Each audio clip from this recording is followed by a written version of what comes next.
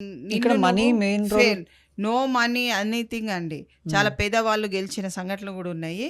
మనల్ని మనం అది 100లో డిమోరలైజ్ 2 చేసుకోండి. 3 ఉంటాయి. No we should give lot of encouragement. అంటే మనము సందేశం కూడా ప్రజలకు చక్కగా ఇవ్వాలి.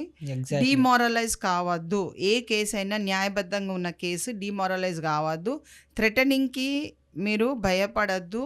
ప్రతి విషయంలో మీకు ఒక అవగాహన ఉండాలి, పటిష్టత ఉండాలి. అంటే సలహాలు తీసుకోండి, తెలియకుండా సలహాలు తీసుకోండి.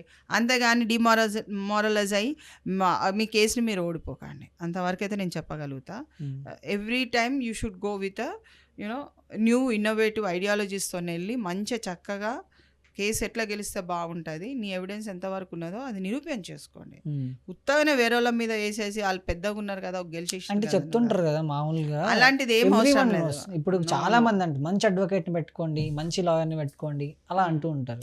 మంచి అడ్వకేట్ కాదండి, మంచి అడ్వకేట్ ఎట్లయినా ఒక అడ్వకేట్ అయిన తర్వాత పోరాటం చేయాలనే ఉంటుంది, తన కేసు క్లయింట్ గెలవాలనే ఉంటుంది.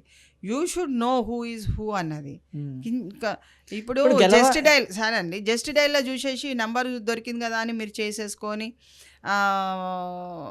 మనదే అని అంటే ఎలా? ఇప్పుడు ఎక్స్పీరియన్స్ అడ్వకేట్ ఉన్నారు, చేసే వాళ్ళు ఉన్నారు, మంచి వాళ్ళు ఉంటారు. మీరు పర్సన్ చూస్తే రికగ్నైజేషన్ చేస్తారు, అట్లా చూసుకొని చేసుకోవాలి. అంతేగాని అన్నీ మనయే కావాలి, అన్నీ మన